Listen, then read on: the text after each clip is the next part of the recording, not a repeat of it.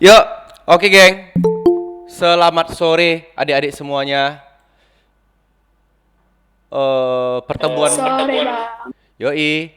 Pertemuan ini kita bahas lanjutan yang kemarin ya geng ya. Nah, yang kemarin kita bahas tentang elektrokimia kan, sampai tuntas ini udah. Nah, sampai kok ini pula. Ini termokimia, Bos. Ini maksudnya. Ya kan? Ini udah tuntas kita bahas semua. Berarti yang sekarang yang mau kita lanjutkan adalah tentang materi elektrokimia yang kedua, geng. Yuk. Nah, elektrokimia yang kedua itu topiknya di sini Abang buat adalah tentang si elektrolisis. Oke. Nah, jadi ini nanti kita bagi menjadi dua pertemuan. Nah, dari dua pertemuan itu, yang pertama, kita lebih fokuskan kepada bagaimana cara membahas reaksi yang terjadi dalam elektrolisis. Yang kedua, geng, itu kita fokuskan kepada materi hitungannya. Yang kalau di sekolah itu tentang apa kira-kira yo? Materi hitungannya. Ada yang masih ingat kalian? Tentang hukum Faraday ya, geng ya. Nah, oke. Jadi langsung aja lah dulu untuk pertemuan kali ini tentang elektrolisis ya, geng ya. Nah, jadi gini. Sebelum kita masuk ke dalam cara membahas atau cara membuat reaksi yang terjadi dalam elektrolisis ini, nah kalian harus tahu dulu, geng. Sebenarnya yang kita maksud dengan elektrolisis itu sebenarnya adalah apa? Elektrolisis.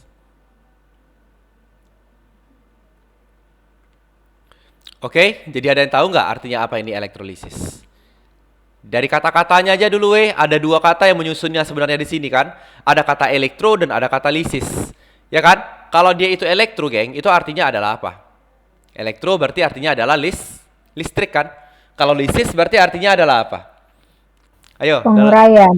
penguraian atau pemecahan kan gitu. Nah, yang berarti kalau kita definisikan sebenarnya arti dari elektrolisis ini, geng, adalah ya si listrik ini kita pecah atau kita uraikan. Nah, jadi saat listrik ini dipecah atau diuraikan, dia akan berubah menjadi siapa? Nah, jadi geng, energi listrik yang kita pecahkan atau yang kita uraikan di dalam elektrolisis ini, nah, dia itu akan kita ubah menjadi siapa, Bang? Dia akan kita ubah menjadi energi kimia, geng. Oke, jadi artinya hal yang terjadi dalam elektrolisis itu adalah kita ubah loh ini energi listriknya menjadi energi kimia. Nah, permasalahannya kok bisa berubah, Bang, energi listrik ini menjadi energi kimia? Ya pasti melalui reaksi gitu. Nah, reaksi yang terjadi ketika kita mengubah energi listrik menjadi energi kimia ini juga adalah reaksi redoks, geng. Yang berarti ada reduksi dan ada oksidasinya. Akan tetapi, reaksi redoks yang berlangsung di dalam proses elektrolisis ini, kita katakan dia adalah reaksi redoks yang berlangsung secara non spontan, bos. Masih ingat ya kalian kemarin kalau dia non spontan berarti ciri-cirinya potensial selnya berapa? Kemarin bilang? Kalau dia non spontan berarti nilai potensial selnya adalah bernilai negatif ya, ya. Nah, jadi apa sih arti negatifnya di sini? Nah, arti negatif yang ada di sini, geng, ini bukan berarti sebenarnya ya listriknya adalah nilainya negatif, enggak gitu. Nah, akan tetapi tanda negatif yang ada di sini berarti maksudnya di dalam reaksi itu, ya, tanda negatifnya itu menunjukkan kalau itu dia membutuhkan dulu arus listrik. Dikasih dulu arus listriknya, baru dia bisa mengalami reaksi. Makanya dibilang di sini tanda NO selnya itu lambangnya adalah negatif ya, Dek ya. Yang berarti, geng, kalau udah elektrolisis, agar reaksinya dapat terjadi, maka elektrolisis ini harus membutuhkan energi listrik.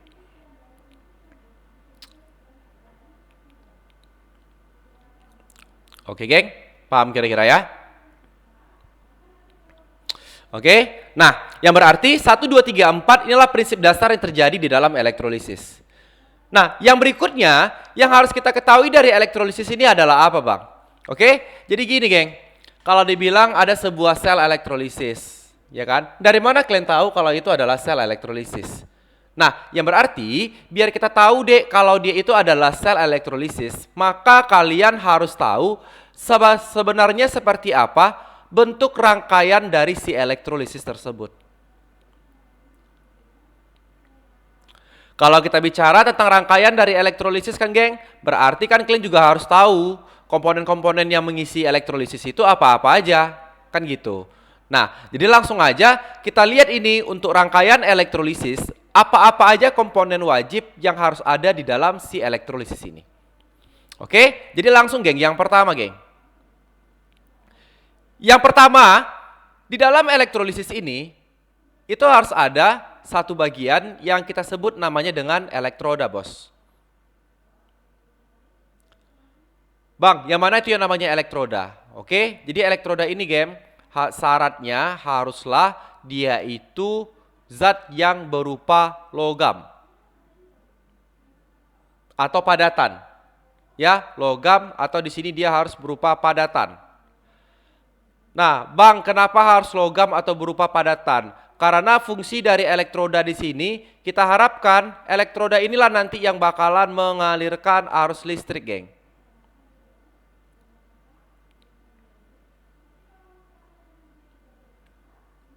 Oke. Nah, kemudian selain untuk mengalirkan arus listrik, ternyata geng, elektrodanya ini, nah ini juga bakalan menjadi tempat terjadinya reaksi di dalam elektrolisis tadi. Tempat terjadinya reaksi. Berarti kalau pada elektroda ini tempat terjadinya reaksi, reaksi yang terjadi dalam elektrolisis tadi abang bilang reaksinya reaksi apa, Reaksi redoks kan? Kalau reaksinya adalah reaksi redoks, geng, berarti kan ada reduksi, ada oksidasinya kan? Nah, yang berarti, geng, karena reaksinya itu ada reduksinya dan ada oksidasinya, maka elektroda ini juga harus kita buat menjadi dua bagian. Nah, yang pertama adalah kita sebut namanya dengan katoda. Yang kedua, kita sebut namanya dengan anoda, Bang, bedanya apa, Bang, katoda dengan anoda? Reaksinya, geng. Kalau pada katoda ini, geng, terjadinya di situ adalah reaksi reduksi. Nah, kalau pada anoda yang terjadi justru malah reaksi oksidasi. Berarti kalian ingat, elektrodanya nanti di sini ada dua. Yang satu adalah katoda, yang satu lagi adalah anodanya. Dan pada katoda itu akan terjadi reaksi reduksi, pada anoda akan terjadi reaksi oksidasi. Nah, oke. Paham kira-kira, geng, sampai di sini? Bisa paham kira-kira? Paham, Bang. Paham ya? Oke, abang lanjutkan sekarang.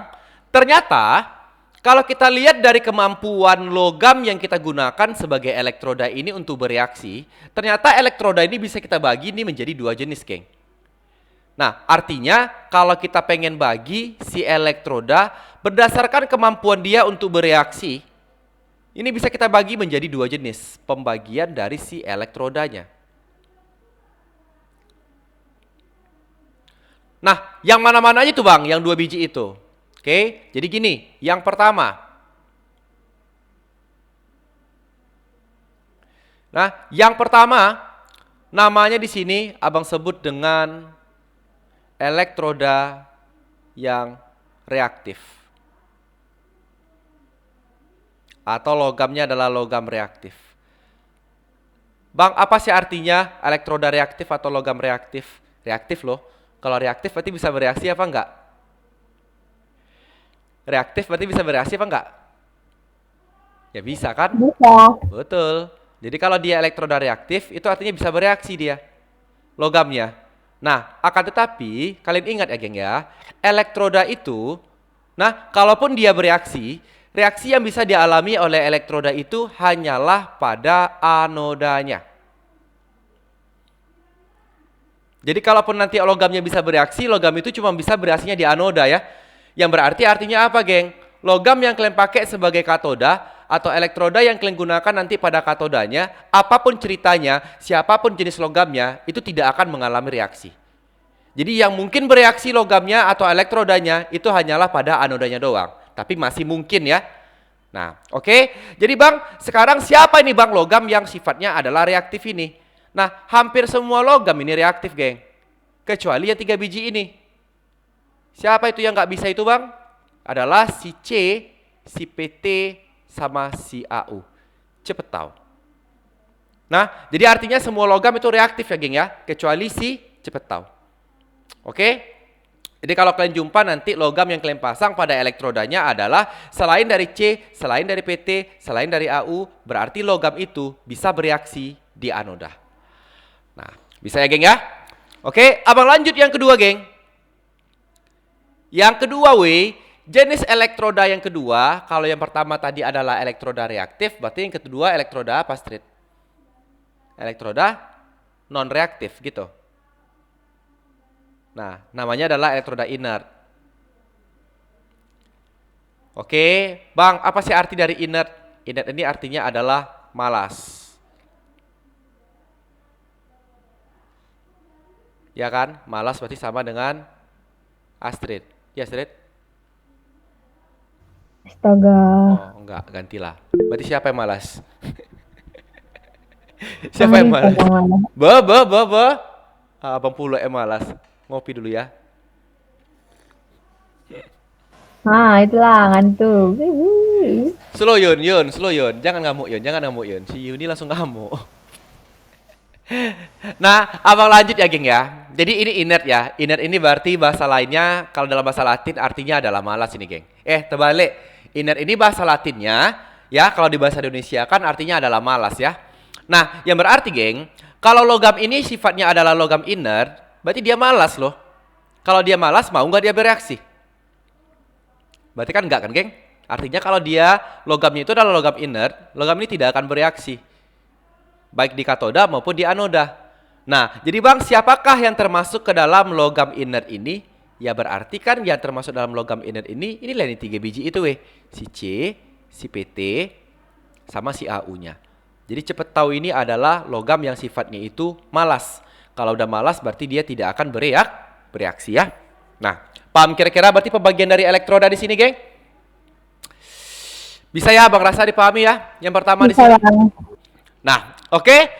Kalau gitu, kita masuk kepada komponen yang kedua yang menyusun si elektrolisis ini, geng. Nah, yang kedua, selain elektroda, di dalam elektrolisis ini juga ada nanti zat yang kita gunakan sebagai elektrolitnya. Nah, kalau di elektrolit, taunya kalian apa arti dari elektrolit? Apa arti elektrolit, Astrid? Elektrolit berarti artinya adalah logam cairan ataupun larutan yang intinya di sini adalah dapat mengantarkan arus listrik, kan gitu. Nah, kenapa dia bisa mengantarkan arus listrik? Betul, karena dia bisa terion. Yang berarti yang bisa kita gunakan sebagai elektrolit ini kalau enggak dia adalah si asam. Karena asam yang dapat terion loh. Kalau enggak dia adalah basa. Kalau enggak dia adalah si garam, kayak gitu. Ini adalah jenis zat yang bisa kita gunakan sebagai elektrolit. Nah, Bang, kenapa sih harus asam, basa atau garam? Kenapa sih zat ini yang harus bisa terion? Karena kan sederhana, geng. Elektrolit fungsinya di sini nanti juga kita harapkan elektrolit itu dapat mengalirkan arus listrik. Jadi kalau tak bisa dia terion, ya macam mana dia mau mengalirkan arus listrik? Gitu. Nah, fungsi satu lagi yang bisa kita nyatakan untuk si elektrolit ini, geng, adalah elektrolit yang kita gunakan itulah nanti zat yang kita harapkan akan bereaksi pada katodanya atau pada anodanya. Jadi elektrolit itu bisa aja itu nanti adalah sebagai zat yang bereaksinya. Gitu. Nah, oke. Sekarang abang lanjutkan. Ternyata, geng, kalau elektrolit ini kita lihat berdasarkan wujudnya, elektrolit ini ternyata juga bisa kita bagi lagi menjadi 2 bagian. Jadi pembagian dari si elektrolit kalau kita lihat ini berdasarkan wujudnya. Oke, abang rasa di sekolah kalian udah tahu pasti kan wujud dari elektrolit ini bisa ada 2 jenis, geng. Yang pertama adalah yang dikatakan berwujudnya itu sebagai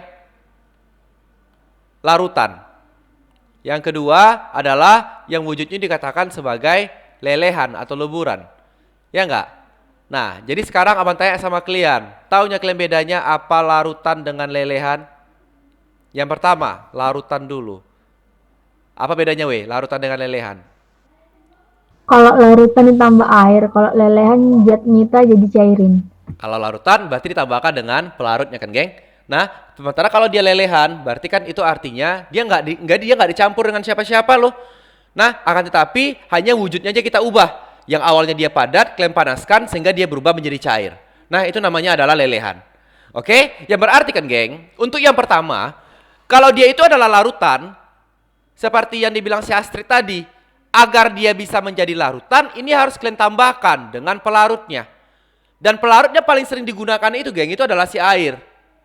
Ya enggak? Yang berarti kalau kita bicara tentang larutan, nah kalau dia larutan deh, berarti elektrolit itu sifatnya dia enggak lagi murni. Bang, kenapa nggak murni bang? Ya seperti yang udah kita bilang tadi geng.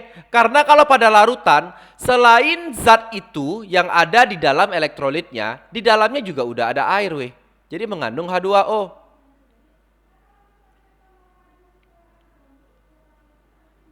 Oke, jadi kalau seandainya abang ambil contoh geng. Abang ambil contoh, nah elektrolit kita adalah larutan NaCl. Aquos ya. Kalau dia abang ionkan menjadi siapa di sini Astrid? Karena elektrolit berarti terion kan, menjadi Na positif kan geng. Ditambahkan dengan Cl negatif kan. Yoi, kok Cul, Cl. Putus-putus suara. Putus-putus suara, putus-putus ya weh. Putus-putus Yon. Enggak, oh jaringan di seborong-borong nih jelek ini. Enggak deng. Si Yosepin bagus kok, berarti cuma di rumah si Astrid nih jelek jaringannya. Astaga. Oke, abang lanjutkan ya, ya. Nah, ini dia tadi. Berarti kalau NaCl ini kita ionkan, asal jangan orangnya Astrid. Orang. Cemana orangnya kalau putus-putus? Yun. Astaga, Yun. Nah, abang lanjut ya, ya. Nah, berarti kalau di NaCl kita ionkan, berarti kan dia akan terion menjadi ion Na plus ditambahkan dengan Cl min kan. Nah, yang artinya kan geng, berarti di dalam elektrolitnya itu terdapat ion positifnya adalah ion Na positif, terdapat ion negatifnya adalah ion Cl negatif kan. Nah, akan tetapi karena dia itu berupa larutan, seperti kita bilang tadi geng, kalau dia ada larutan berarti ada air nggak? Kalau dia larutan berarti ada air nggak? Ada. Betul. Berarti kan artinya kan geng, selain ion Na plus dan Cl min, di dalam elektrolitnya ini juga ada satu lagi, yaitu adalah si H2O-nya. Yang berarti ada 3 zat yang terdapat di dalam elektrolitnya. Kalau dia berupa larutan, siapa itu bang? Ion positifnya, ion negatifnya, satu lagi adalah si water. Paham geng? Paham ya? Oke, kita lanjutkan. Jenis yang kedua, geng. Nah, yang kedua, wujud yang kedua dari elektrolit itu adalah yang berupa lelehan.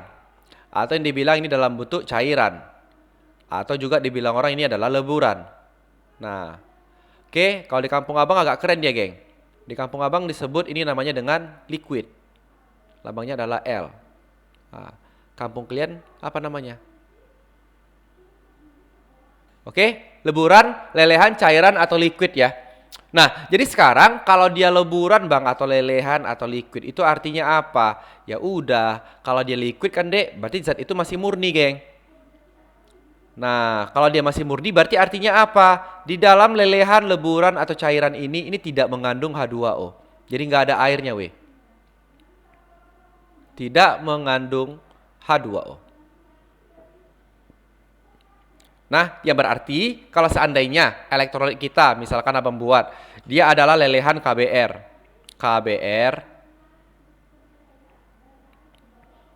Kalau lelehan wujudnya liquid ya, jangan lupa kalian ya. Kalau KBr abang ionkan jadi siapa weh? Berarti menjadi K positif tambahkan dengan Br negatif kan geng? Nah, yang berarti di dalam lelehan KBr berarti kan ada terdapat ion K positif. Ini ion positifnya. Dan terdapat ion Br min, ini sebagai ion negatifnya. Apakah ada air di dalamnya? Enggak, karena dia lelehan, tidak mengandung H2O. Yang berarti kalau dia pada lelehan atau leburan D, cuma ada 2 zat yang terdapat di dalam elektrolitnya, yaitu ion positifnya dan ion negatifnya. Nah, paham Anda kira-kira? Bisa abang rasa ya? Oke, kita lanjut kepada bagian yang terakhir. Nah, yang ketiga,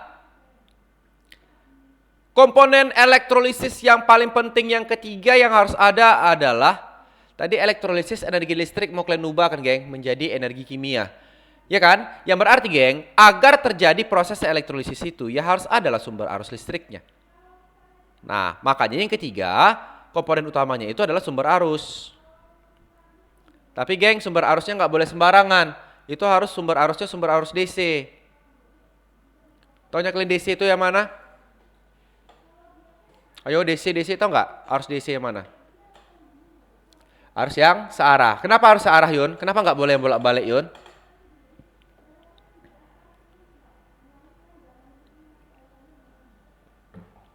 Mana saya tahu. Nah, kalau contoh listrik searah, taunya kalian itu yang mana? Contoh listrik setara taunya weh yang mana weh? Saya kan generator boleh, oke. Ya generator atau listrik PLN itu kan listriknya generator berarti yang DC ya. Trafo, oke. Kalau yang contoh arusnya bolak-balik, yang bolak-balik weh.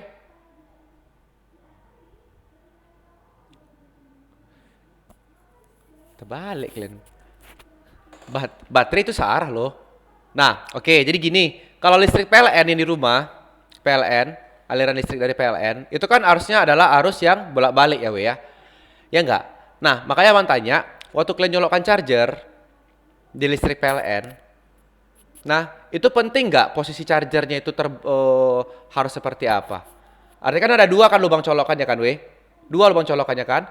Nah, kalau kalian colokkan, misalkan dicolokkan biasa aja, ya kan? Baru kalian balikkan posisinya. Nah, itu ada perbedaan nggak?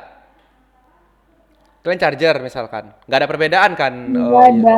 Betul kan? Jadi mau kayak manapun posisinya, mau yang sebelah kirinya siapa, sebelah kanannya siapa, itu nggak akan ada perbedaan kan? Itu pada arus listrik yang bolak-balik kan? Nah, kalau contoh arus listrik yang searah, itu contohnya adalah si baterai tadi. Coba kalian masukkan baterai ke remote kalian, tapi balikkan letaknya. Yang positif jadikan negatif, negatif jadikan positif. Itu cemana? Bisa jalan nggak remote-nya? Nggak berfungsi. Nggak berfungsi kan, Street? Nah, jadi maksud abang berarti kenapa sih sumber arus kita ini harus sumber arus yang DC? Nah, karena ini pada sumber arus DC inilah listrik yang memiliki muatan. Bukan memiliki muatan, memiliki kutub. Berarti ada kutub positifnya dan ada kutub negatifnya. Sementara kalau dia pada arus yang searah itu nggak ada loh positif negatifnya, Dek.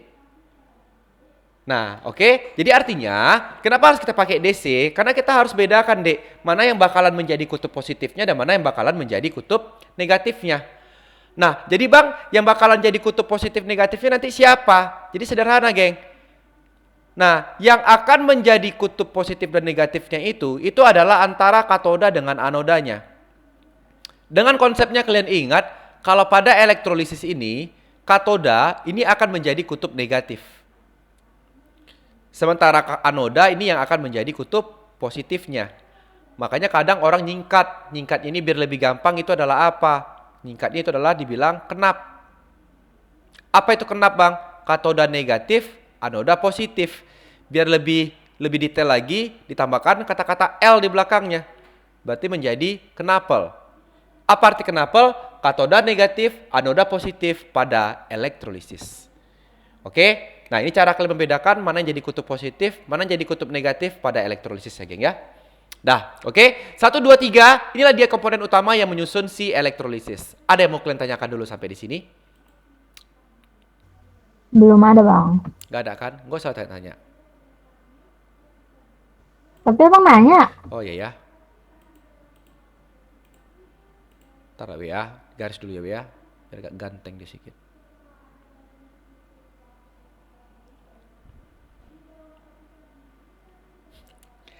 Ini si Yuni ini merepet, terus. Tunggu dulu, yang lain yang baru bergabung. Dah, yang baru bergabung dek, Bang Aril atau Bang Amril. Nah, itu mau buat les tambahan untuk kalian. Kapan kalian bisanya? Abang itu menawarkan Selasa malam. Cemana Selasa malam? Bisa nggak yang lain semuanya?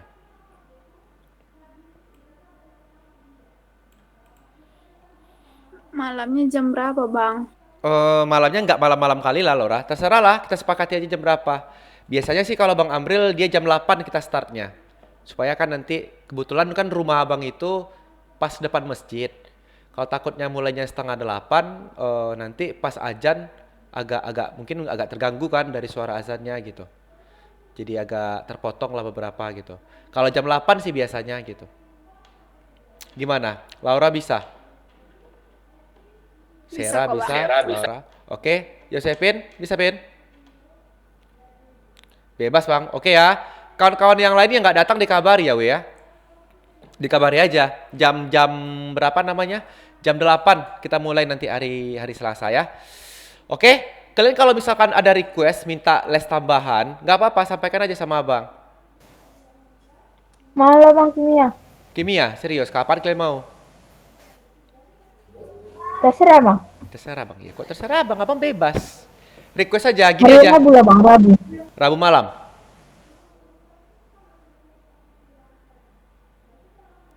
Oh, gini, kalau abang sih nggak harus malam, abang sih Rabu sore bisa, jam 4. Rabu lah Bang. Ya, Rabu sore. Iya, tapi yang lain juga Bang. Boleh, boleh. Enggak, gini aja lah, kalian rembukkan. Kapan kalian mau, kabari sama abang. Oke Bang. Oke. Kalau malam abang takutnya kalau malam, hari Rabu malam, bukan abangnya yang nggak bisa, tapi takutnya kan dipakai juga buat ngajar anak CM itu yang bilang kemarin. Tapi kalau Rabu sore ada satu komputer yang kosong, bisa dipakai.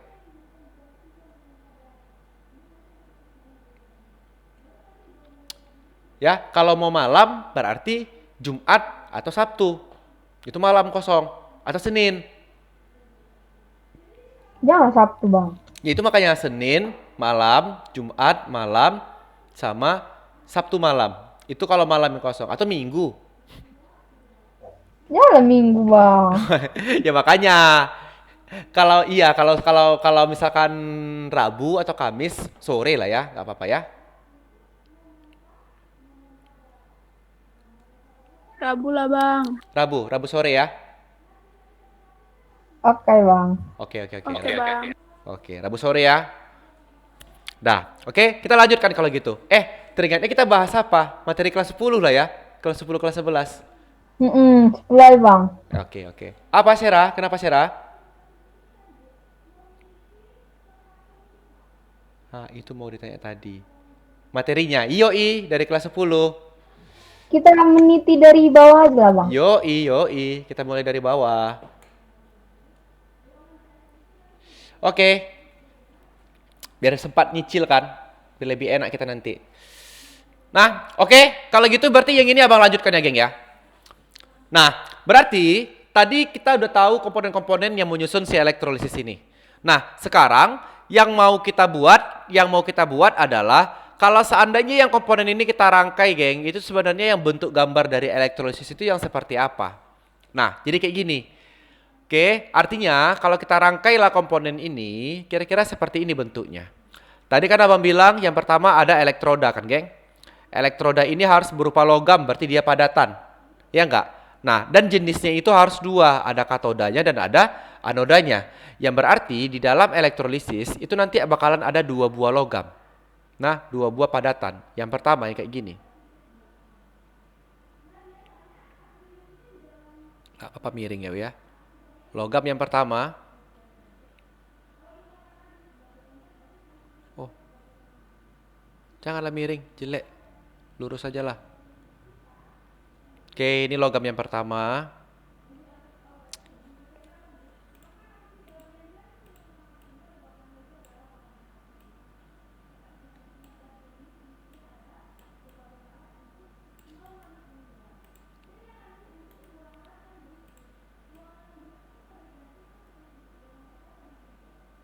Oke ya. Nah, ini dia. Ada dua logam. Oke, berarti deh kalau dua logamnya geng, yang satu bakalan jadi katodanya, yang satu lagi bakalan jadi anodanya ya. Nah, kemudian logamnya ini kita celupkan ke dalam elektrolitnya.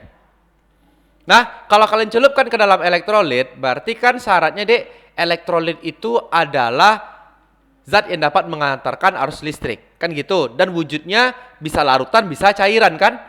Yang berarti kalau wujudnya adalah cairan atau larutan, berarti kan elektrolit ini sebenarnya itu harus ada kelengkasi dulu wadahnya. Nah, nggak ada pula di sini gambarnya yang berupa wadah. Berarti kita harus buat dia manual. Oke, inilah dia berarti wadahnya membuatkan ya.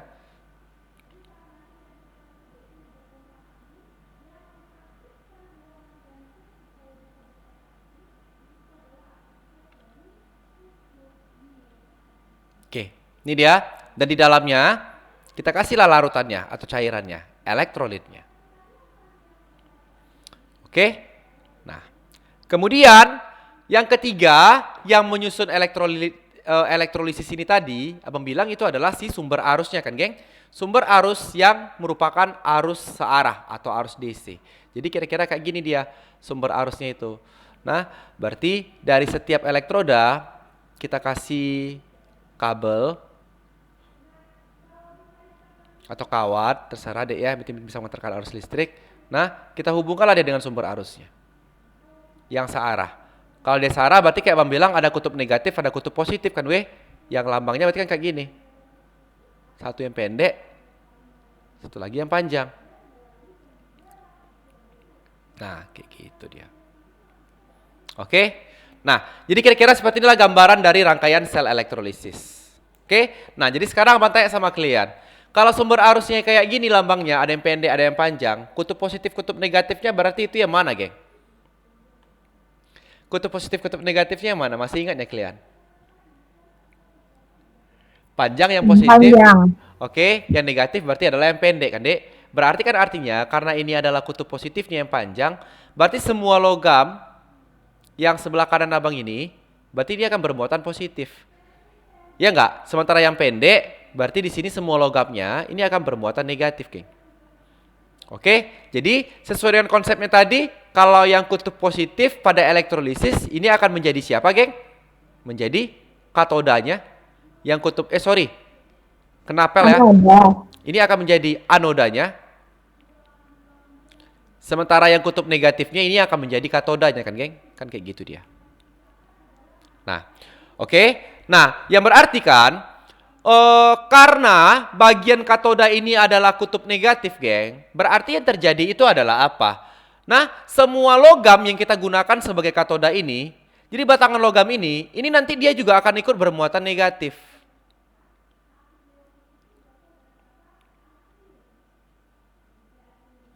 Ya kan? Nah, kalau pada anoda, karena dia merupakan kutub positif, berarti otomatis, geng, semua logam yang ada pada anodanya ini otomatis juga akan bermuatan positif. Kayak gitu. Berarti, geng, sekarang kedua buah elektroda kalian ini udah memiliki muatan. Yang satu bermuatan positif, yang satunya lagi bermuatan negatif. Nah, logam yang bermuatan ini sekarang kalian celupkan ke dalam si elektrolit. Tadi abang udah definisikan ke kalian. Elektrolit itu artinya adalah larutan atau cairan yang dapat terion. Yang berarti kan, geng, di dalam elektrolit itu sebenarnya juga ada ionnya. Kan ada ion positif juga ada ion negatifnya. Nah, jadi sekarang prinsipnya adalah hukum alam, hukum fisika. Yang positif berarti akan menarik yang mana, weh? Positif. Negatif berarti akan menarik yang positif. Kan gitu. Nah, jadi karena itu yang terjadi kalau kita lihat di dalam elektrolit ini, jadi sebenarnya gini gitu. Kalau pada katoda, Dek, karena logamnya ini bermuatan negatif, jadi ketika kita celupkan dia ke dalam elektrolit, yang terjadi itu nanti adalah apa? Semua ion positif yang ada di dalam elektrolitnya, dia akan tertarik ke arah katodanya. Jadi pada katoda ini, di sekitar katoda ini akan banyak terdapat ion positif yang berasal dari si elektrolit.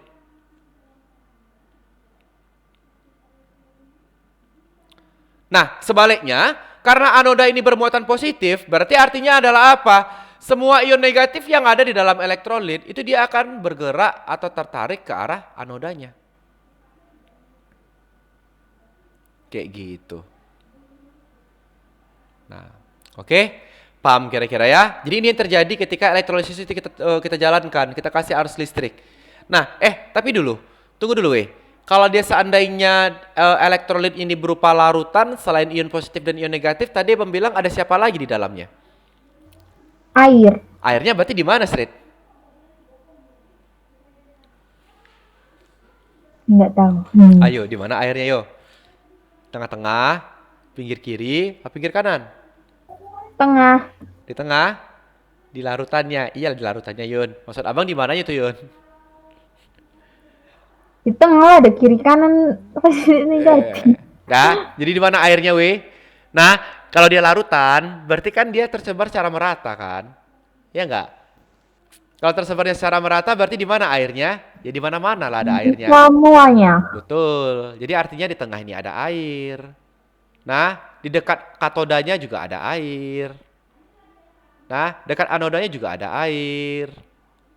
Nah, oke, di sini juga ada air. Yang penting di dalam elektrolitnya semuanya ada airnya. Kalau dia berupa larutan ya. Nah, paham kira-kira berarti untuk masalah rangkaiannya di sini kan, geng? Bisa ya Abang rasa dipahami ya? Nah, oke, sekarang kita lanjutkan. Berarti kan, geng, ketika udah kita rangkai seperti ini, nah, udah kita kasih arus listrik, seperti konsep yang terjadi dalam elektrolisis tadi, energi listrik ini akan kita ubah menjadi energi kimia. Ya kan? Melalui reaksi redoks yang terjadi pada setiap elektrodanya. Yang berarti di katoda akan terjadi reaksi reduksi, di anoda akan terjadi reaksi oksidasi. Nah, pertanyaan abang sekarang, bagaimana cara kita menentukan siapakah yang bakalan bereaksi di katoda dan siapa yang bakalan bereaksi di anodanya?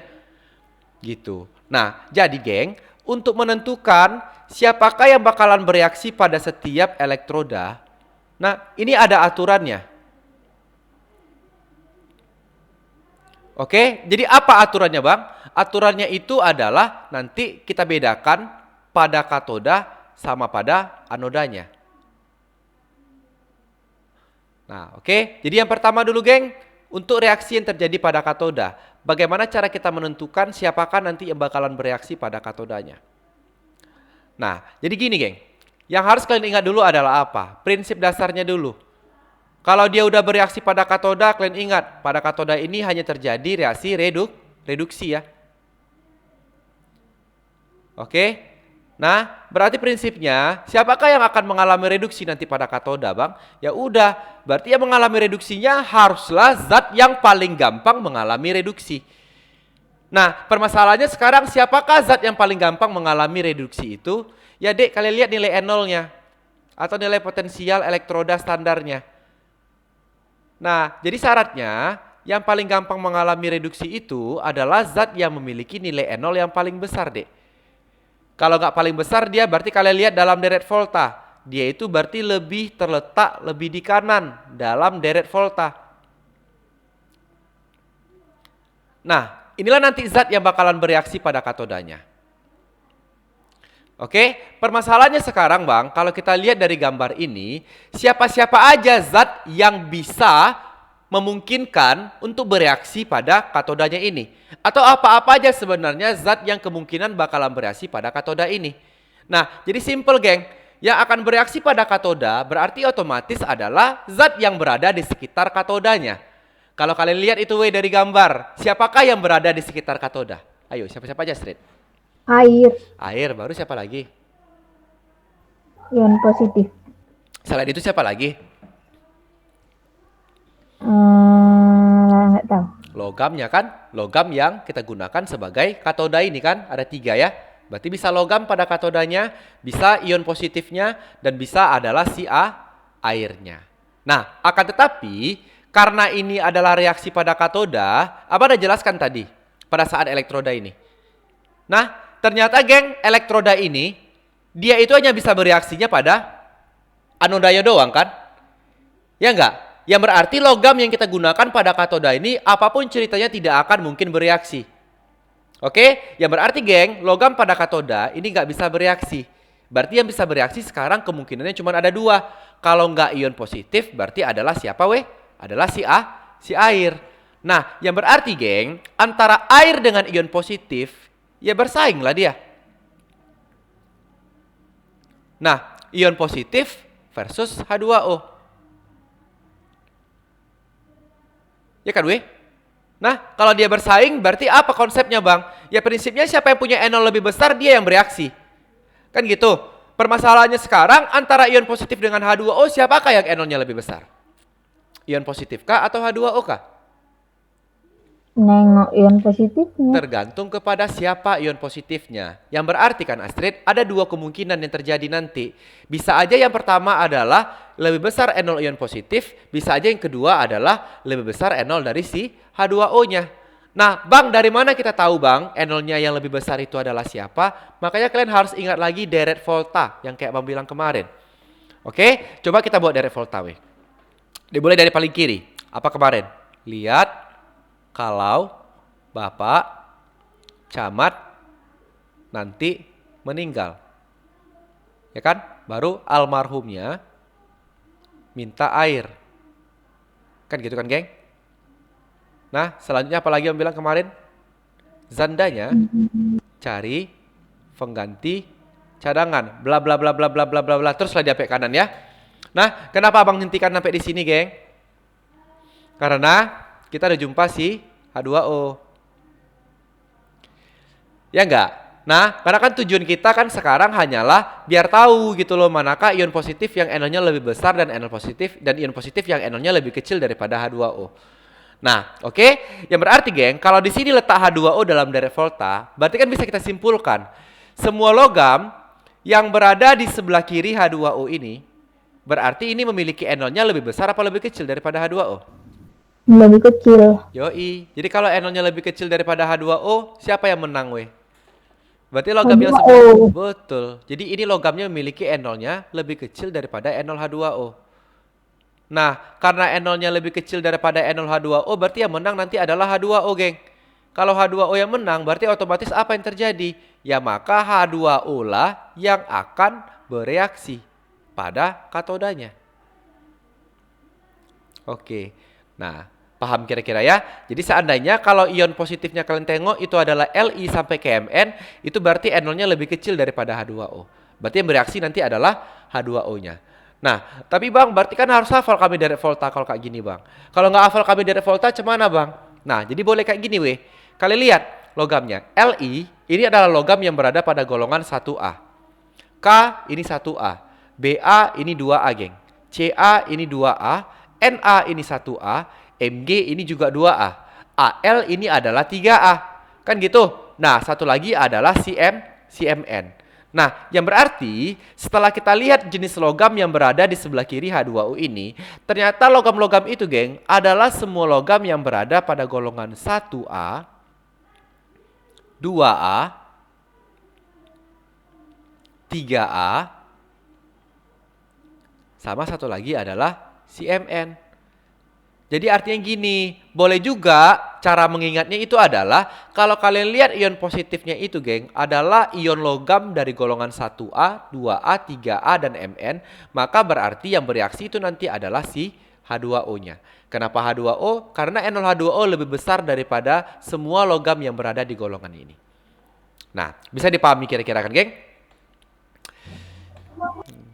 Bisa ya? Nah, oke. Sekarang kita lanjut kepada logam yang berada di sebelah kanan H2O. Nah, ini banyak gitu. Oke, jadi ini banyak.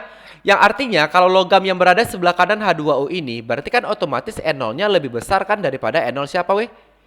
Lebih besar daripada N0 H2O-nya. Kalau N0-nya lebih besar daripada N0 H2O, maka apa yang terjadi? Ya berarti kan, geng, yang bereaksi itu adalah ion positifnya atau ion logamnya. Nah, oke. Ion positifnya yang akan bereaksi. Jadi, Bang, dari mana kami tahu, Bang, kalau ion positif itu memiliki N0-nya lebih besar daripada H2O? Kalau kami nggak hafal dari volta, ya berarti kan, geng, ion positif yang N0-nya lebih besar daripada H2O, itu berarti adalah semua ion logam kecuali dari yang berada di sebelah kiri H2O ini. Nah, artinya bisa aja kalian lihat yang N0-nya lebih besar daripada H2O itu adalah semua ion logam selain dari yang berada pada golongan 1A, 2A, 3A, sama yang Mn ya. Atau yang berada selain daripada yang di samping. Di samping ini maksudnya ya, samping kiri nih. Nah, oke, jadi selain 1A, 2A, 3A, dan Mn, itulah berarti yang N0-nya lebih besar daripada H2O. Oke, sampai di sini paham dulu kira-kira?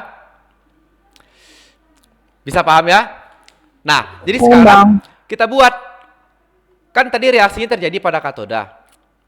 Oke, kalau dia bereaksi pada katoda W, yang itu merupakan kutub negatif, apa reaksi yang terjadi? Nah, kemungkinan yang pertama, kalau seandainya yang bereaksi itu adalah ion positifnya. Nah, jadi gini geng, kalau ion positif itu kan abang anggap dia adalah ion logam L yang muatannya adalah N positif di sini. Nah, karena pada katoda adalah reaksi reduksi, berarti dia bakalan nangkap elektron, geng. Nangkap elektron anggap sebanyak N elektron. Oke, kemudian dia akan berubah nanti menjadi logam L yang berada dalam wujud solid atau padatan. Nah, yang berarti artinya apa ini? Coba kalian lihat perubahannya dari ion berubah menjadi padatan. Kalau ion berarti kan otomatis terdapat dalam cairan atau larutan kan, geng? Nah, yang berarti artinya yang wujudnya yang awalnya berupa cair berubah menjadi padat. Nah, hal yang seperti ini kita sebut namanya dengan mengendap. Jadi artinya, geng, kalau dia mengendap itu lagi-lagi terjadinya adalah pada katoda.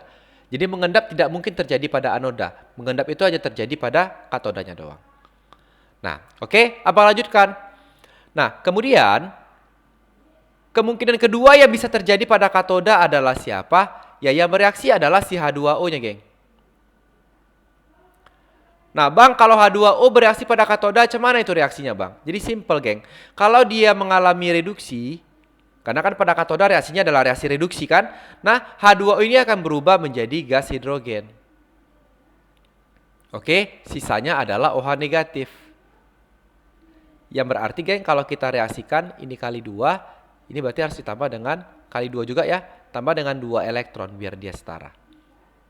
Oke, berarti kalau kalian lihat hasilnya yang pertama ada siapa di sini? Ada H2 yang berupa wujud gas. Kalau dia gas berarti artinya apa tuh, geng? Kalau ada gas yang dihasilkan berarti artinya apa? Nah, makanya kalau dia ada gas yang dihasilkan, pada gambarnya ini nanti di sekitar katodanya ini muncul nanti gelembung-gelembung.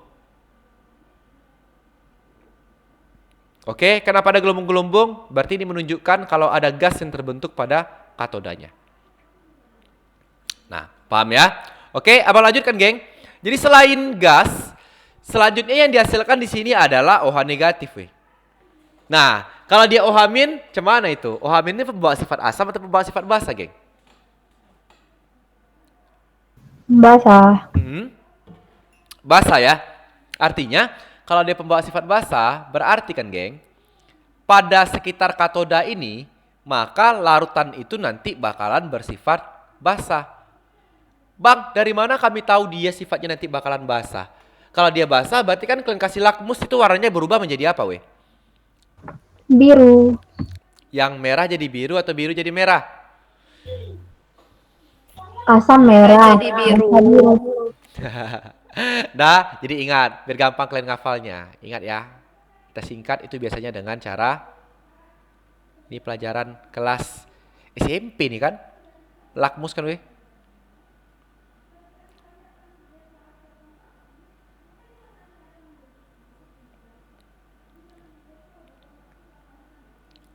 Oke, apa nih, Street? Meras babi. Apa, Street? Gitu bukan bang, asme babi. Apa? Asme. Astaga, berusaha banget. Ih, kenapa sih? Coba, apa? Asem bang. Kan si Yudi Ya itu kan sama. asme babi bang. Nah, samanya itu ya. Nah, apa artinya? Berarti merah, asam, basa. Biru. Oke. Nah, berarti maksudnya kalau kalian kasih lakmus, kalau dia menjadi merah lakmusnya, berarti menunjukkan dia bersifat asam. Nah, kalau menjadi biru lakmusnya, berarti dia bersifat basa ya, geng ya. Jangan kalian lupakan lagi. Meras, babi. Meras berarti artinya? Meras berarti artinya? Merah asam. Kalau babi artinya? Basa biru. Oh gitu. Oh, itu sekarang arti babi ya, Street ya? Bukannya hewan yang kakinya 4. Panjangan ya bang, astagfirullah. Oh iya ya, oke. Nah, bisa ya, abang lanjut berarti kalau gitu ya, geng ya. Nah, inilah berarti yang terjadi pada katodanya. Tapi tunggu dulu, Tunggu dulu. Tadi, kenapa sih ini bisa ada H2O dalam elektrolitnya? Kok bisa sih ada H2O dalam elektrolitnya ini? Karena dia larutan. Oh ya, karena dia larutan ya. Yang berarti kalau dia lelehan ada H2O nggak? Enggak. Kalau dia nggak ada H2O di sini, geng, berarti di sini juga nggak ada H2O kan? Kalau nggak ada H2O di sini, berarti kan Berarti nggak ada saingannya. betul. Yang ada di sekitar katoda ini kan cuma ion positifnya doang kan? Ya nggak? Kalau dia cuma ada ion positifnya doang, berarti ada terjadi persaingan nggak antara ion positif dengan H2O? Nggak ada kan, Enggak. geng? Karena nggak ada airnya. Nah, yang berarti karena yang ada itu cuma ion positifnya doang, maka geng, kalau dia untuk lelehan atau larutan, nah itu kalian pastikan siapapun ion positifnya, pasti itu yang bakalan langsung bereaksi. Oke? Nah, kenapa nggak apa bang? Kenapa nggak bersaing dengan H2O? Ya lelehan loh, lelehan kan nggak ada airnya. Mau dengan siapa dia bersaing? Kan gitu dia maksudnya. Nah, oke? Yang berarti kalau abang buat ini contohnya, misalkan, contohnya, kita buatkan reaksi pada katodanya doang ya. Nah, kalau seandainya yang kita elektrolisis itu adalah larutan. Tunggu. Kita buat aja dulu. Yang pertama, seandainya kita elektrolisis adalah larutan NaCl. Oke. Nah, kalau larutan NaCl, berarti cuman kalau kita ionkan dia menjadi Na plus tambahkan dengan Cl min kan, geng? Nah, berarti yang bakalan bereaksi pada katodanya nanti siapa ini? Ayo. Na. Nah, lihat dulu. Enggak, air. Nah, air atau Na? Air. Oke, kenapa? Lihat loh, larutan. Larutan berarti ada air kan, geng? Kalau ada air berarti kayak abang bilang terjadi persaingan antara ion positif dengan air. Ya kan? Siapa ion positifnya? Adalah si Na. Kalau kita lihat dari direct volta, Na ini lebih kiri daripada H2O. Yang berarti NO-nya lebih kecil daripada NO2O. Kalau NO-nya lebih kecil daripada NO2O, yang bereaksinya ternyata adalah si H2O-nya. Berarti untuk larutan NaCl, yang bereaksi pada katoda itu adalah 2H2O tambahkan dengan 2 elektron. Ini yang berubah, geng, menjadi si H2 tambahkan dengan 2 OH negatif. Nah, kayak gitu dia maksudnya. Paham kira-kira kan? Oke, nah contoh yang kedua kita buat untuk larutan FeSO4. Oke, coba ionkan dulu. Jadi siapa nih, Dek? Berarti ini adalah Fe2 positif tambahkan dengan SO4 2-. Nah, larutan berarti ada air. Kalau ada air berarti terjadi persaingan antara ion positifnya dengan si air. Siapa ion positifnya? Adalah Fe. Fe ternyata letaknya lebih kanan daripada H2O. Berarti NO-nya lebih besar. Sehingga yang bereaksi pada katoda ini, geng, itu berarti adalah Fe-nya. Kayak gitu. Pintar Anda semua.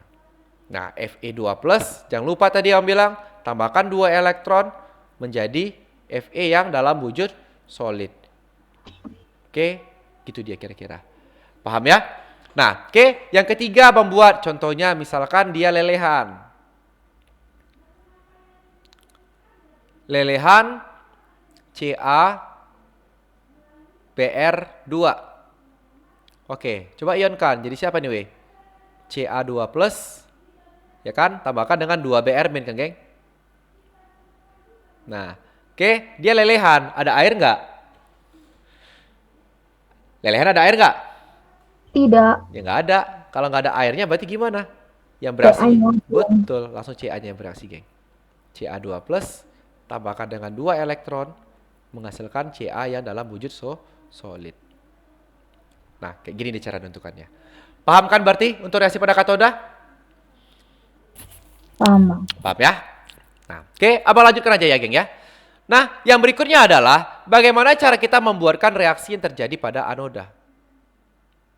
Reaksi yang terjadi pada anoda.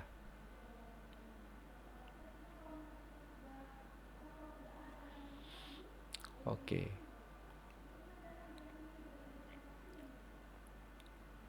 Nah, oke. Jadi sekarang reaksinya yang terjadi pada anoda, geng.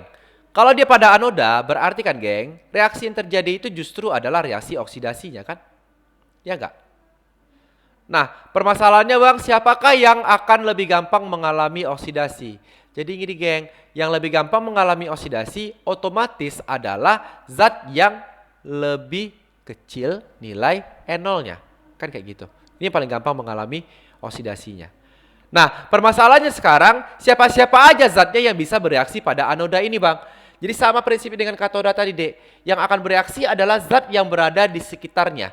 Berarti yang kita lihat nanti untuk yang bereaksi pada anodanya adalah siapa-siapa aja zat yang berada di sekitar anoda. Kita lihat dari gambar, geng. Di sekitar anoda ini siapa-siapa aja ini berarti yang ada. Air Air baru. yang negatif. Baru satu lagi adalah Logamnya. logam anodanya. Berarti kan, geng, ada 3 kemungkinan yang bisa bereaksi. Nah, yang pertama adalah bisa aja logam pada anodanya. Nah, yang kedua berarti bisa aja adalah ion negatifnya. Nah, yang ketiga bisa aja nanti adalah si waternya. Kayak gitu. Nah, jadi ada 3 ini kemungkinan nanti yang bisa bereaksi. Oke, jadi Bang antara yang 3 ini siapa Bang yang paling gampang mengalami oksidasi? Nah, udah Bang urutkan. Yang paling gampang berarti siapa? Yang pertama kali Bang tulis loh, siapa nih? Logamnya. Nah, baru setelah itu adalah ion negatifnya. Baru setelah itu adalah airnya. Yang berarti maksudnya kayak gini loh weh. Nah, yang pertama kali kalian prioritaskan untuk bereaksi adalah logam yang terdapat pada anodanya. Artinya, selama logamnya masih bisa bereaksi, harus logamnya dulu yang kita reaksikan. Kalau logamnya nggak bisa, berarti barulah kita lihat ion negatifnya. Nah, kalau ion negatifnya nggak bisa, berarti terpaksalah yang bereaksi itu haruslah si H2O-nya. Oke, paham berarti maksud abang kira-kira? Nah, berarti gini.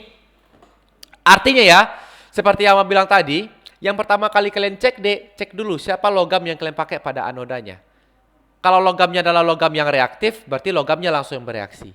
Nah, akan tetapi, kalau ternyata logam pada anodanya itu kalian jumpai dia adalah si C, si PT, atau si AU, ini tadi logam apa namanya membilang?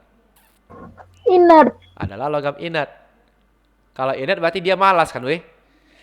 Kalau dia malas bisa bereaksi apa enggak? Tidak. Berarti kalau malas dia nggak bereaksi lah dia. Nah, yang berarti geng, kalau dia logamnya ini adalah logam inert, berarti dia tidak bereaksi, maka yang akan bereaksinya itu, ya kita harus lihat siapa yang menjadi ion negatifnya. Kayak gitu caranya. Jadi kalau logamnya nggak bisa, kalau kalian jumpa logamnya adalah C, PT, atau AU, berarti logamnya nggak bisa bereaksi. Nah, kalau nggak bisa bereaksi, berarti kita lihat siapa yang menjadi ion negatifnya. Nah, oke, ternyata ion negatif ini nggak semuanya juga bisa bereaksi. Ada yang bisa, ada yang enggak. Nah, jadi Dek, kalau seandainya yang kalian jumpai nanti ion negatifnya ini merupakan sisa asam oksi. Bang, yang mana itu Bang yang merupakan sisa asam oksi? Kalian tahu nggak sisa asam oksi itu yang mana? Atau sisa asam dulu lah. Sisa asam tahu?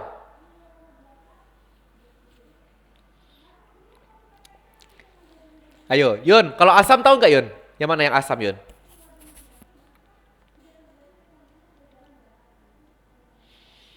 Kalau asam doang tahu nggak yang mana asam? Contoh asam siapa we misalkan? Contoh asam, oke asam sulfat. Berarti rumusnya H2SO4. HCl. HCl, baru apa lagi we? Ayo sebutkan asam sebanyak-banyaknya. NO3. HNO3. Baru? Apa lagi? HBr, boleh. Nah, sebanyak lagi ya. MgCl2 itu bukan asam sera, tapi itu garam. Garam, tapi betul sifatnya sifat asam. Tapi bukan senyawa asam ya. Nah, oke. Jadi sekarang coba lihat. Magnesium klorida itu garam. Ya, oke. Jadi coba lihat. Inilah dia yang asam we, contohnya. Nah, sekarang mau tanya sama kalian, kenapa sih ini dikatakan sebagai asam? Penanda dia asam itu adalah gara-gara apa? Karena kan ada H positifnya kan, weh? Ya enggak? Nah, yang berarti kalau seandainya H-nya kita hilangkan, berarti ini berubah jadi SO4 2-. Kita hilangkan ini jadi Cl-. Kita hilangkan berarti jadi NO3 negatif. Kita hilangkan berarti menjadi Br negatif. Oke, yang berarti geng, kalau asam udah kalian hilangkan H positifnya, berarti namanya bukan lagi asam, tapi namanya akan berubah menjadi sisa asam. Paham kira-kira? Jadi apa itu sisa asam? Nah, kalian lihat aja, sisa asam itu berasal dari asam yang sudah kita lepaskan semua H positifnya. Itu namanya adalah sisa asam. Nah, cuman yang mau kita lihat dari sini kan geng, kan bukan cuma sisa asam biasa, tapi adalah sisa asam oksi. Ada kata-kata oksi di belakangnya. Nah, yang berarti kalau dia sisa asam oksi itu maksudnya apa lagi coba? Ayo, ada yang tahu nggak? Sisa asam oksi. Bukan oksidasi. Ayo, oksi. Ayo, sisa asam oksi. Berarti oksigen. Maksudnya berarti apa, geng? Sisa asam oksi itu maksudnya adalah sisa dari si asam yang di dalamnya itu mengandung oksigen. Kalau dari yang abang tuliskan yang 4 ini, berarti yang mana itu yang merupakan sisa asam oksi? Nah, SO4 2- sisa asam oksi. NO3- sisa asam oksi. Kalau Cl-, apakah ini sisa asam? Iya, Sisa tapi nggak oksi. Betul, dia sisa asam tapi bukan oksi. Br-, apakah dia sisa asam? Iya, tapi bukan Iya. oksi. Paham berarti maksud abang kira-kira ya, We ya? Oke, Bang. Nah, yang berarti, geng, kalau OH-, apakah ini sisa asam oksi?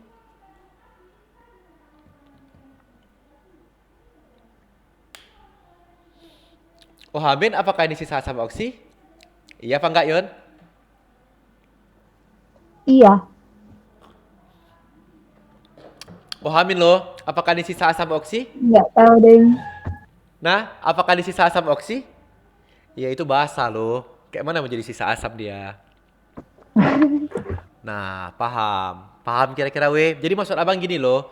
Terkadang penjelasan dalam buku atau mungkin yang kalian dengar, ya itu maksud abang, penjelasan yang kalian dengar atau dalam buku itu mengatakan yang mana yang sisa asam oksi, pokoknya kalian lihat aja deh yang mengandung O gitu.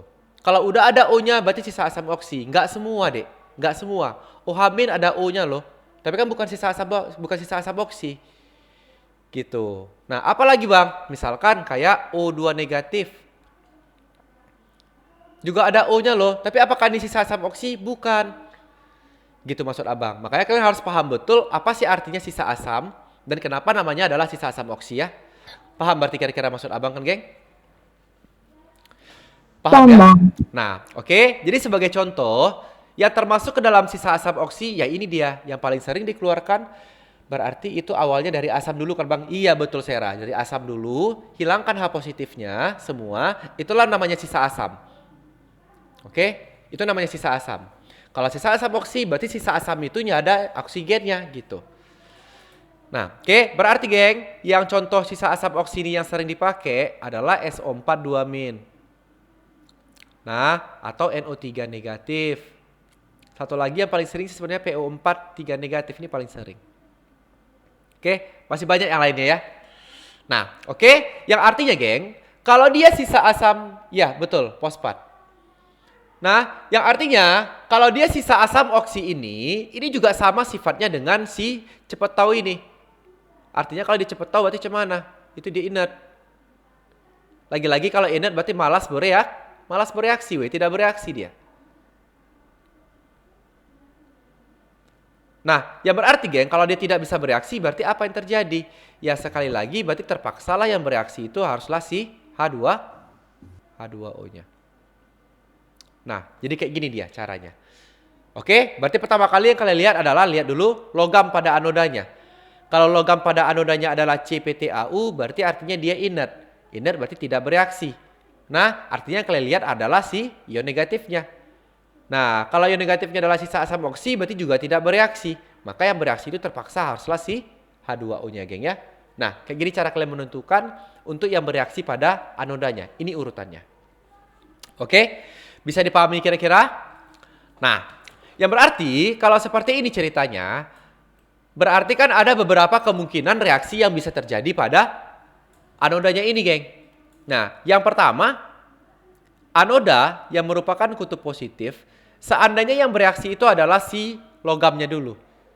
Oke, kalau logamnya melambangkan dengan L, yang dalam wujud solid, karena dia mengalami oksidasi, geng, justru dia malah berubah menjadi L, N positif, baru melepaskan elektron sebanyak N elektron. Oke, yang berarti geng kalau dari solid berubah menjadi ion, nah ini namanya apa? Inilah kalian sebut namanya nanti dia akan terkikis. Terkikis atau bahasa lain juga dibilang ini dia akan larut. Kapan larut itu terjadi? Solid berubah menjadi ion. Nah, di mana dia terjadi? Pada anodanya. Nah, oke. Lanjut geng yang kedua. Yang kedua, seandainya yang bereaksi pada pada anodanya ini adalah ion negatifnya. Nah, berarti Bang, yang mana ion negatif yang dapat bereaksi pada anoda? Berarti yang merupakan selain dari sisa asam oksinya, geng. Nah, ini udah banyak. Ya, ada banyak ini ionnya. Contohnya bisa Cl-, Br-, sama X-, ya kan, dan lain-lain lah ya. Nah, yang Abang buatkan yang pertama di sini, seandainya yang menjadi ion negatifnya itu adalah si X-nya, Dik. Oke, jadi kalau dia X-, nanti dia akan berubah Dik menjadi X2. Berarti di sini harus sama kali 2. Ditambahkan dia dengan 2 elektron, geng. Oke, Bang, siapa ini X-nya? Nah, X- yang kita pakai di sini itu ada 3.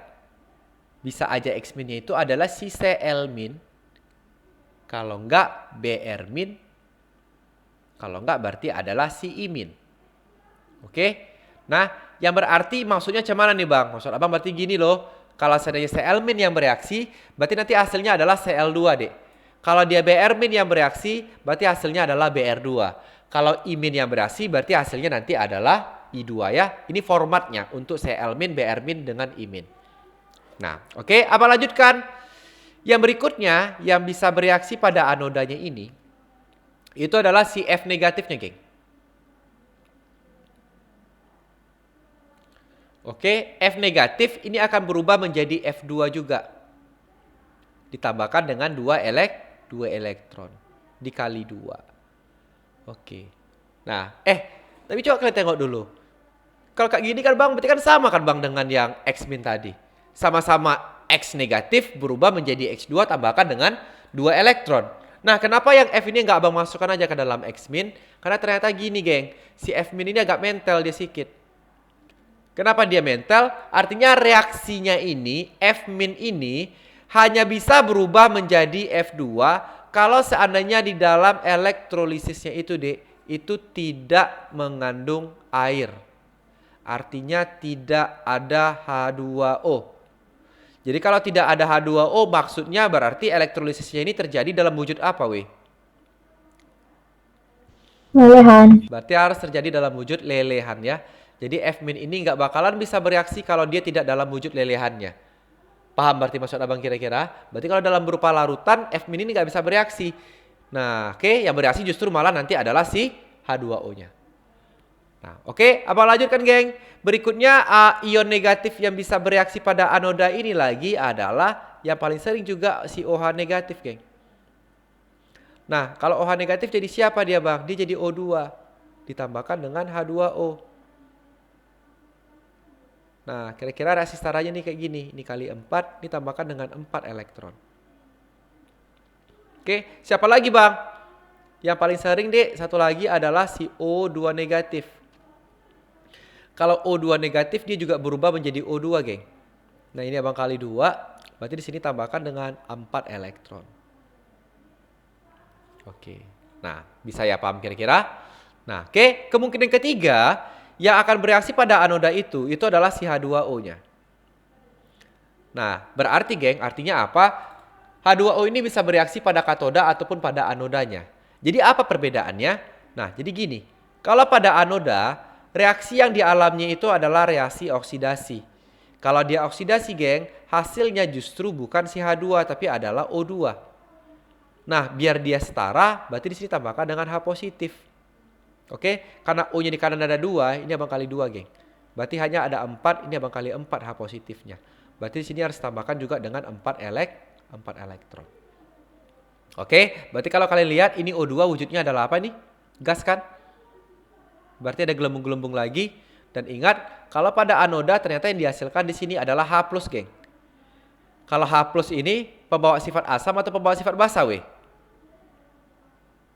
H+, Asam. Asam.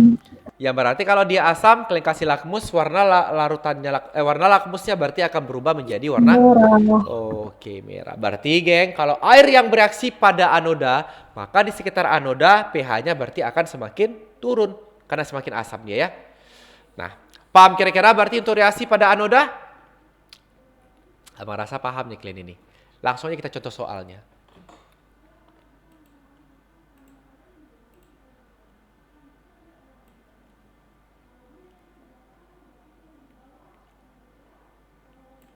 Oke, dah contoh soalnya. Contoh soalnya abang gabung aja lah katoda dengan anoda. Contoh soal. Oke, nah jadi gini, abang ada sebuah larutan. Larutan itu adalah larutan Cu. Jangan Cu lah, jelek. Larutan itu adalah Ni lah, Ni Cl2. Kita elektrolisis dengan menggunakan elektroda PT. Oke, sekarang coba kalian buatkan reaksi yang terjadi pada katoda dan pada anodanya. Nah, gimana caranya? Oke, jadi gini caranya geng ya. Kalau kalian disuruh membuatkan reaksi yang terjadi pada katoda atau anoda, langkah pertama yang harus kalian kerjakan adalah, nah kita ionkan dulu nih siapa elektrolitnya. Berarti kalau NiCl2 geng, NiCl2, kalau dia abang ionkan, nah dia itu akan berubah menjadi Ni2 positif ditambahkan dengan 2 Cl negatif. Oke, nah yang berarti dia akan bereaksi pada katodanya nanti dan ada reaksi yang terjadi pada anodanya. Nah, yang pertama dulu untuk reaksi pada katoda. Bagaimana cara kita menentukannya? Seperti yang abang bilang tadi, kalau reaksi pada katoda pastikan dulu ada air apa enggak. Lihat dia larutan, ada air apa enggak? Ada. Ada air ya. Kalau ada air berarti terjadi persaingan antara air dengan ion positifnya. Ion positifnya adalah si Ni2+. Kalau Ni2+ dengan air siapa yang menang? Ni. Berarti yang menang adalah Ni kan? Kalau yang menang Ni berarti yang bereaksi ya adalah Ni-nya. Berarti di kadar katodanya terjadi reaksi Ni2+ ditambahkan dengan 2 elektron akan berubah menjadi si Ni dalam wujud solid. Oke, nah kemudian kita lanjutkan pada anodanya geng. Kalau pada anoda seperti yang abang bilang, hal utama yang harus kita lihat berarti adalah logam anodanya atau elektrodanya. Sekarang siapa elektrodanya yang dipakai? Cl. Elektroda lo Astrid. Elektrodanya adalah PT ya kan geng? Nah kalau PT berarti itu adalah inert. Kalau inert berarti kan nggak bereaksi kan? Nah, yang berarti kalau dia tidak bereaksi, maka kita lihat si ion negatifnya. Siapa ion negatifnya di sini? Adalah Cl. Nah, kalau Cl apakah itu sisa asam oksi apa enggak? Tidak. Kalau dia enggak, ya berarti langsung Cl-nya yang bereaksi. Berarti kan artinya Cl- langsung kalian ubah menjadi Cl2. Tadi om bilang kan, berarti ini kali 2 geng. Ini tambahkan dengan 2 elektron. Nah, kayak gitu caranya. Oke? Paham kira-kira ya. Nah sekarang kalau udah kalian buatkan, tinggal jumlahkan reaksinya pada anoda dengan pada katodanya. Nah oke, kalau kalian jumlahkan yang pertama ya harus kalian pastikan geng itu adalah jumlah elektronnya sama. Kebetulan elektronnya sama-sama 2 berarti udah sama kan. Kalau dia masih beda gimana? Dikalikan reaksinya. Kan ini karena kebetulan sama berarti sama-sama kali 1 aja. Oke. Nah, jadi 2 elektron sebelah kiri, 2 elektron sebelah kanan, kalian matikan. Yoi, tinggal coret. Betul. Sekarang tinggal jumlahkan. Sebelah kiri berarti tinggal adalah si Ni2+. Tambah 2 Cl- akan berubah menjadi Ni yang solid ditambahkan dengan Cl2, geng. Yang gas ya. Oke. Inilah berarti reaksi yang terjadi. Paham kira-kira? Oke, nah sekarang coba ini kalian kerjakan. Larutan CuSO4 dengan elektrodanya adalah Cu.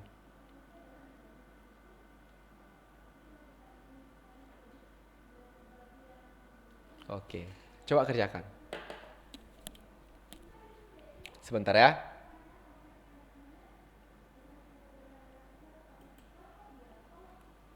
Oke, cuman weh. Sip, sip. Ai ribet, ribet, wek. Udah pas. Apa sih? 2 CU. Astrid, salah. Nah, lihat. Lihat. Nah, larutan CU4 elektroda CU. Yang pertama langkahnya tadi Om bilang cuman geng. Kalian buatkan dulu berarti ionisasinya. Nah, CuSO4 berubah menjadi Cu2+, tambahkan dengan SO4 2-. Iya, kalian kena tipu-tipu di sini.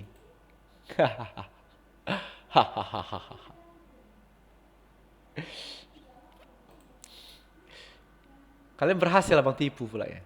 Nah, lihat ya. Cu2+ tambah SO4 2-, geng. Nah, sekarang kita buat reaksi pada katodanya dulu. Ayo lihat pada katodanya. Larutan ada air apa enggak? Ada. Air. Berarti kalau ada air terjadi persaingan antara ion positif dengan airnya. Yang menang berarti adalah ion positif kan Cu-nya. Cu2+, berarti ini yang bereaksi, geng. Tambahkan dengan 2 elektron. Berubah menjadi Cu yang dalam wujud solid. Oke. Nah, pada anodanya siapa yang bereaksi? Air. Itulah kalian kan. Yang pertama kali abang bilang Astrid, kalau pada anoda kalian lihat dulu logamnya. Siapa logamnya pada elektron yang kita pakai di sini? Astagfirullah. Dah, Cu lo logamnya. Cu itu berarti kan apakah dia malas? Tidak. Cu itu masih bisa bereaksi. Nah, berarti yang bereaksi adalah Cu-nya. Cu yang solid ini yang kalian ubah menjadi Cu2 positif tambahkan dengan 2 elektron. Nah, jangan mau ditipu-tipui soal ya, we ya. Soalnya tipu-tipui. Nah, Dalam mau kayak gini mah. kalian mau aja ditipu-tipui.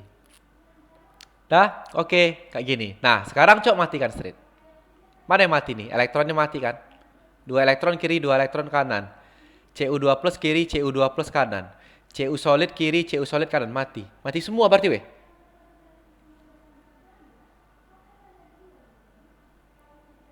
Iya, mati semua ini. Bukannya kalau langsung ada itunya sisa asam oksidasi langsung itu aja bang, langsung air aja. Enggak. Lihat dulu, makanya abang bilang yang pertama kali logamnya. Kan abang buat kan urutannya Astrid. Logamnya dulu. Kalau logamnya nggak bisa, baru ion negatifnya. Kalau ion negatifnya nggak bisa, baru H2O. Oke? Jadi nol ini bang, Kenapa? nol ini hasilnya Enggak lah bos, yang solid nggak bisa kalian matikan. Kenapa? Yang satu solidnya di mana? di kiri. Di anoda kan? Oh iya, Yang satu solidnya di mana? ketoda. Berarti kalau digambar, yang satu berarti pada logam yang sebelah kiri, satu lagi pada logam yang sebelah kanan kan? Ya enggak? Ya bang, Nah, berarti nggak sama, jangan dimatikan. Jadi yang solid jangan kalian matikan. Berarti kalau di yang solid, berarti artinya di sini Cu solid berubah menjadi Cu solid. Kan seakan-akan nggak nampak perubahannya kan? Jadi biar nampak perubahannya, kalian buatkan Cu solid yang ada pada anoda. Nah, inilah yang nanti berubah deh menjadi Cu solid yang berada pada katoda. Yang berarti sebenarnya yang terjadi itu adalah apa? Nah, pada anodanya ini nanti Cu solidnya ini makin lama makin habis. Nah, kemudian pada katodanya Cu solidnya berarti makin lama akan makin bertambah karena mengendap dia di sini, geng. Artinya berarti maksudnya gini, Cu solid yang di anoda ini kita pindahkanlah dia kepada Cu solid yang berada pada katodanya. Nah, itu yang terjadi kalau dia kayak gini dia modelnya. Nah, bisa paham kira-kira? oke bang. Oke. Nah, gitu caranya ya. Jadi yang solid jangan dimatikan ya, geng ya. Prinsip inilah yang digunakan nanti dalam proses pemurnian logam. Cuman solidnya yang nggak bisa mati bang. Solid jangan dimatikan. Kenapa? Karena kan satu letaknya di katoda, satu lagi letaknya di anoda. Nah, kenapa ionnya bisa dimatikan? Ion kan terdapat di dalam elektrolit ini kan, Astrid. Kan berarti dia berada dalam tempat yang sama. Gitu. Jadi kalau misalnya di katodanya liquid, di anodanya liquid nggak bisa mati juga. Di anodanya liquid, di katoda kalau liquid bisa lah dimatikan, Bos. Liquid kan Berarti itu cuma solid aja nggak bisa. solid. Iya, betul.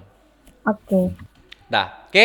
Nah, jadi sekarang gini, ini yang sering juga menipu orang. Ini gak keren nih sedikit. Abang punya larutan yang kalian elektrolisis merupakan campuran dari NiSO4 dengan Ag2SO4.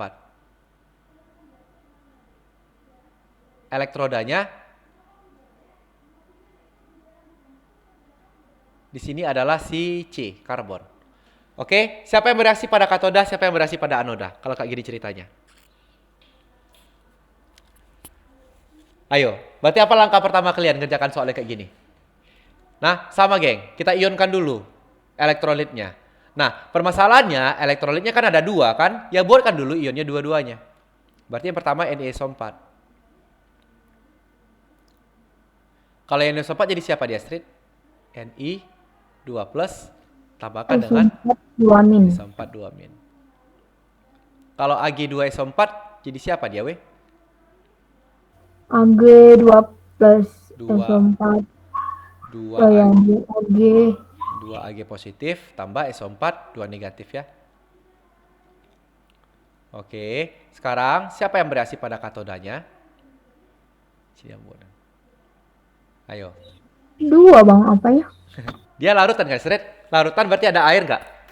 Ada. Kalau ada air berarti terjadi nggak apa namanya, Tahe? Apa namanya? Terjadi nggak persaingan? Ada. Persaingan antara ion positifnya dengan si air kan? Air. Permasalahannya sekarang ion positifnya juga ada dua gitu. Ada Ag, ada Ni. Berubah telur itu semua bang. Betul, berarti 3 yang bersaing. 2 dari ion positifnya, 1 dari airnya. Siapa yang menang? Prinsipnya tadi, yang menang adalah yang memiliki nilai enol yang paling besar. Kan gitu. Jadi artinya antara Ni, Ag dengan air, siapa yang enolnya paling besar? Ayo, udah lupa kalian? Deret volta. Air. Ni bang. Deret volta, deret volta, deret Air, volta. air. Deret volta. Ini, siapa yang paling kanan ini? Yang paling kanan, oh Ag. Yang paling kanan kan berarti enolnya paling besar kan, berarti adalah si Ag, weh. Jadi enol Ag nih yang paling besar. Karena enol Ag yang paling besar, makanya yang bereaksi pada katodanya ini duluan itu adalah si Ag-nya. Jadi Ag positif ditambahkan dengan elektron akan berubah menjadi Ag solid. Gitu. Jadi bang, Ni-nya nggak bereaksi bang. Awalnya enggak. Nah awalnya enggak. Tapi suatu saat ketika semua Ag plusnya udah habis bereaksi, maka yang bereaksi nanti setelah Ag siapa lagi? Adalah H2O. jangan H2O, ada Ni dulu. Tapi H2O lebih besar. Daripada Ni. Oh, Ni. Ah, kayak gitu. Jadi maksud abang kayak gitu ya. Artinya gini, tetap prinsipnya kalau pada katoda, yang bereaksi duluan itu adalah yang enolnya paling besar. Nah, yang enol paling besar itu yang bereaksi duluan. Jadi seandainya kalau ada 4 zat, ya 4 zat yang berada pada katodanya, yang akan bereaksi pada katodanya, siapa dari 4 itu yang akan bereaksi, yang enolnya paling besar. Kalau udah habis enolnya dia, barulah kita lanjut ke yang berikutnya, sesuai dengan urutan enolnya, dimulai dari yang paling besar sampai kepada yang paling kecil. Kayak gitu maksud abang. Nah, paham kira-kira ya? Nah, oke, lanjut sekarang pada anodanya. Kalau pada anodanya, berarti siapa yang bereaksi nih, geng? Ya lihat, kalau pada anoda, lihat logamnya dulu. Siapa logamnya di sini? Si C. C itu berarti adalah inert kan? Inert berarti tidak bisa bereaksi. Kalau inert dia tidak bisa bereaksi, kita lihat siapa yang menjadi ion negatifnya. Kebetulan sama-sama SO4. SO4 sisa asam oksi kan? Berarti juga tidak dapat bereaksi. Kalau nggak dapat bereaksi, berarti yang bereaksi adalah si air. Berarti 2H2O. Nah, ditambah dengan 2 elektron, ini pada anoda ya. Berarti 2H2O, ini akan berubah menjadi siapa tadi Om bilang, Srit? O2, O2 ditambah 4 tambahkan H dengan plus 4H plus, 4 elektron. tambahkan 4 elektron. Oke, sekarang samakan jumlah elektronnya, Yon. 1, 2, 1, 1. Kalikan 4 di atas. Iya, berarti yang atas kali 4, yang bawah kali 1 kan, weh? Ini kali 4, ini kali 1. Kalau yang atas kali 4, bawah kali 1, berarti kalau kita jumlahkan, 4 AG plus. Nah, ini elektronnya matikan dulu. Berarti jadinya 4 Ag positif kan weh? 4 Ag positif Tambah ditambahkan 2 dengan 2H2O tambah menjadi 4 AG menjadi 4 Ag ditambah O2 O2 tambah 4 plus. tambah 4H plus. Kayak gitu dia ya, weh ya. Nah, paham kira-kira berarti maksud abang di sini? Paham kan? Paham ya? Nah, jadi coba. Seandainya ion positif kita ada Cu2+, ada Pb2 positif. Nah, ada Ni2 positif. Oke, ada siapa lagi? Ada H2O juga. Baru ada Na2+. Oke. Kalau ini campuran yang ada pada katodanya. Jadi siapa yang bereaksi duluan? Cu Kenapa Cu? NO-nya paling besar kan? besar. Oke. Kalau udah habis Cu-nya siapa lagi? Ayo. Pb. Ini urutannya. Cu berarti habis itu Pb kan? Nah, berarti Pb yang kedua. Kalau udah habis Pb-nya siapa lagi? Berarti Ni. Ni. Kalau udah habis Ni-nya siapa lagi? Air. Air. H2O. Kalau udah habis airnya siapa lagi? Na. Nggak bisa. Nggak bisa lo Serit. Hah? Kenapa? Kalau airnya habis, airnya habis kering lah dia. Oh, udah tamat lah ya. Oh iya, kalau habis airnya kan kering dia, mana bisa lagi dia bereaksi. Oke, Bang. Nah, paham kira-kira maksud abang? Nah, oke. Kalian mau aja ditipu-tipu. Ampun jago kali, Pu. Nah, oke, paham ya kira-kira ya. Nah, jadilah tentang reaksinya ya.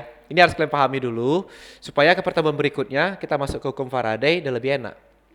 Karena harus paham dulu kalian buat reaksi, baru kita bisa lebih gampang untuk yang mengerjakan soal-soal hitungan nanti di hukum Faraday.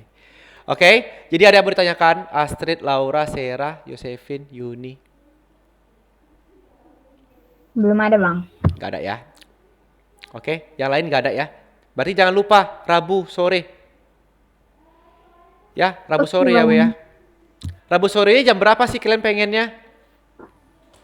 Tapi agak sore aja, Bang. Agak sore aja, berarti jam 4 aja. Ya. Malam nggak bisa Rabu, Yun.